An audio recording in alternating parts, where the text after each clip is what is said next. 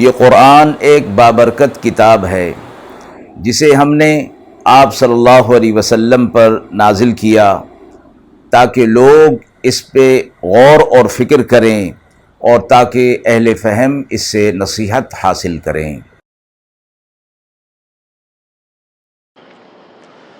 بسم اللہ الرحمن الرحیم۔ السلام علیکم ورحمۃ اللہ وبرکاتہ۔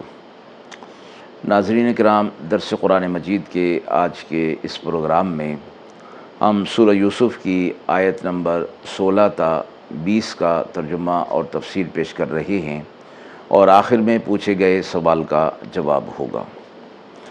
اعوذ باللہ من الشیطان الرجیم، بسم اللہ الرحمن الرحیم۔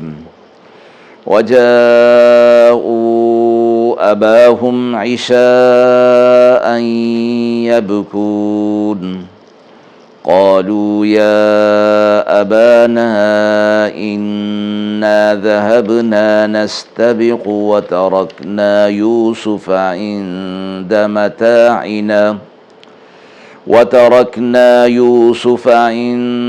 متاعنا فأكله الذئب وما أنت بمؤمن لنا ولو كنا صادقين وجاءوا على قميصه بدم كذب قال بل سولت لكم أنفسكم أمرا فصبر جميل واللہ المستعان على ما تصفون۔ وجاءت سيارة فأرسلوا واردهم فأدلى دلوه قال يا بشرى هذا غلام وأسروه بضاعة واللہ علیم بما يعملون۔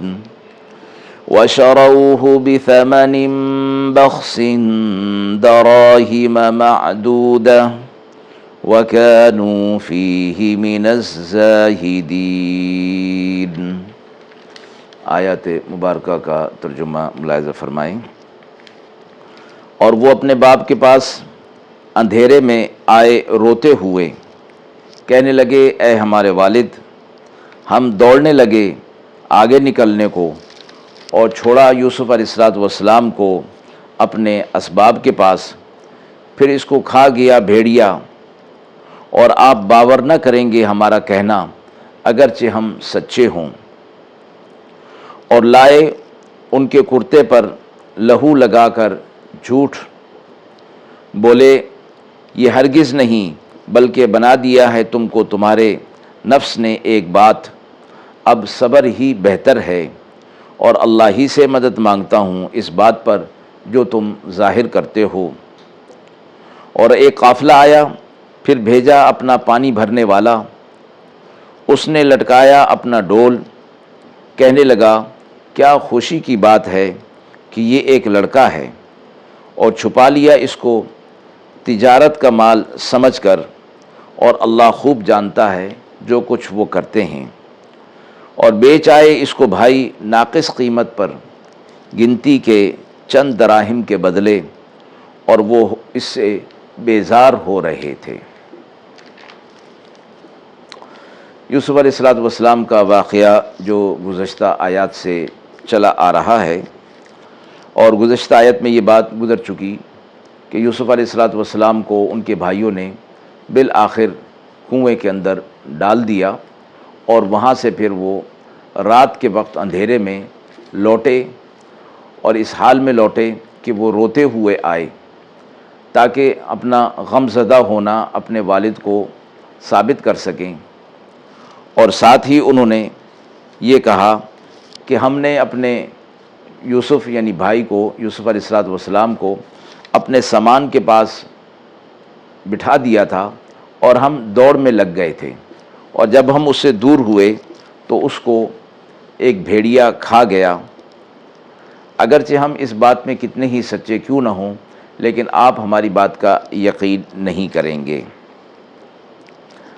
پھر انہوں نے اپنی بات کی تصدیق کے لیے یوسف علیہ السلام کے کرتے کے اوپر خون لگا لیا تاکہ وہ اپنے والد کو یہ بتا سکیں کہ بھیڑیا یوسف علیہ السلام کو کھا گیا ہے۔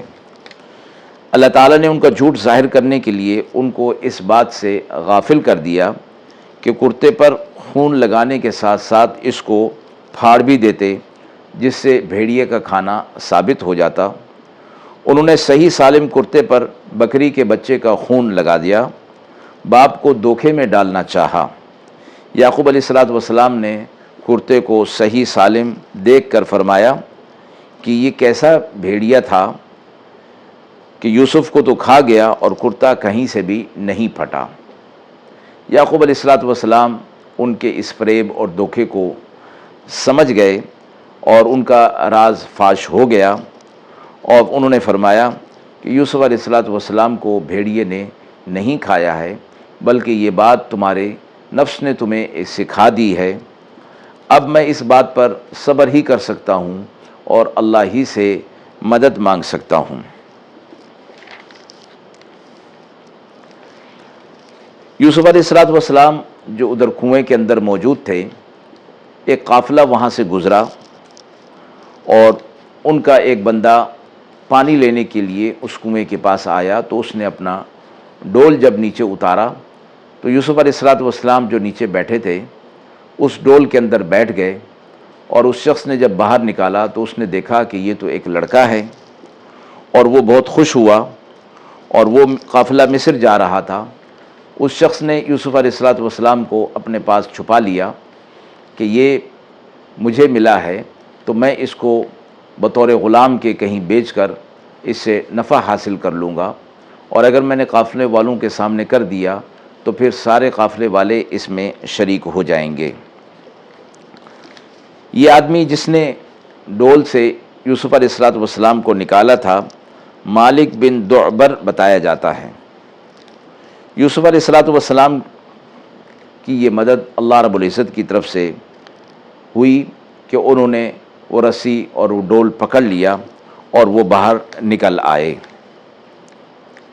یوسف علیہ السلام کو دیکھ کر اس نے کہا کہ یا بشرا ھذا غلام، یہ تو بڑی خوشی کی بات ہے کہ یہ تو ایک بڑا اچھا لڑکا نکل آیا۔ یوسف علیہ السلام کو اللہ رب العزت نے حسن عطا فرمایا تھا۔